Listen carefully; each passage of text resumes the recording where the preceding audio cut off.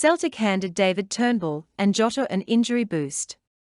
And Rocco Vata is a 17-year-old attacking midfielder who has apparently caught the eye of Arsenal, Manchester City, Juventus, and others. Playing with Celtic's U23s since he was 15, the Scottish Premiership side are said to want to hold on to the youngster, who is under contract until 2024. They might have some trouble given the interest already generated in him. Rocco is the son of former Celtic player, the Albanian Rudi Vata, who featured 45 times for the club between 1993 and 1996. Due to his mother's side of the family, Vata has represented the Republic of Ireland at youth level and has featured for Celtic in the UEFA Youth League. He currently plays for Celtic's B team in the Lowland League. He has made 11 appearances in that competition so far this season, scoring 4 and assisting 1. Vata has another goal from his 4 UEFA Youth League appearances, finding the net against RB Leipzig.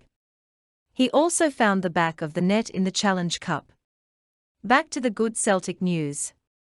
When the Celtic manager was asked about David Turnbull and Jota's fitness ahead of Celtic's upcoming matches, Postecoglou has revealed that the pair are both closing in on their respective returns ahead of the club's UEFA Champions League match against Shakhtar Donetsk on Tuesday. When asked about his squad for the clash with Hearts in the Premiership this afternoon, Postecoglou said, "Pretty much the same as it has been the last 2 or 3 games.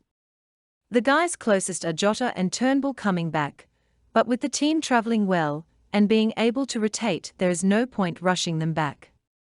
We've got some important games coming up, so they should be available next week at some point. The rest of the squad came through Wednesday at Motherwell, so we'll have quite a strong lineup today." When specifically asked about Jota featuring, he said, "Yeah, a chance, but again we don't want to rush him back, we'll gauge by how he is going. He is training, he's away from the main group, we'll integrate him into team training at some point next week."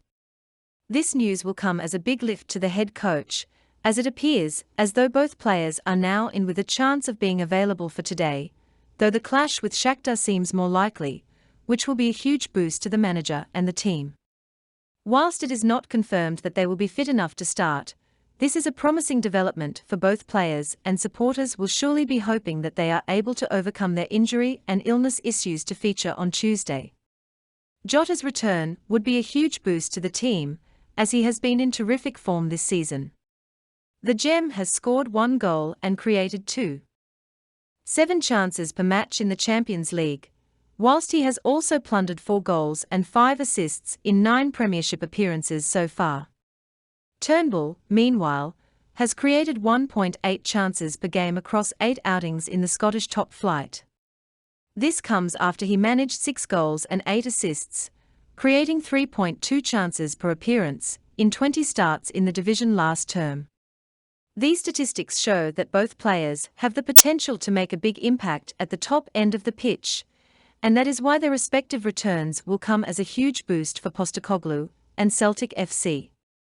There was plenty of Angie who comment when the news was announced on the 10th of June 2021. And while the chief executive who appointed him, Dominic McKay, lasted only another few months in situ, Postecoglou has gone from strength to strength after some initially faltering first steps in Scotland. He's now routinely mentioned in connection with mid-ranking English Premier League manager jobs whenever they become available, the latest being at Aston Villa following the sacking of Steven Gerrard, his old adversary across Glasgow. This weekend marks 500 days since Postecoglou's appointment. It seems appropriate that he should mark the milestone by heading back to Tynecastle, the ground where it seemed reasonable to wonder if he might make it to 100 days in charge. A 2-1 defeat to Hearts in his first league game last August was an unpromising start, although it did feature a late cameo from Kyogo Furuhashi. The Japanese striker has become such an emblem of what is now known as Angeball. The Australian has certainly stamped his identity as he prepares to return to Tynecastle. His side sit on top of the Scottish Premiership, where they have spent the majority of the time since January. Celtic hope to stretch their lead over Sevco to 5 points. Sometimes it feels like 500 minutes, and other times it feels like 500 days depending on where we are at, reflected Postecoglou, when he was alerted to the significance of today.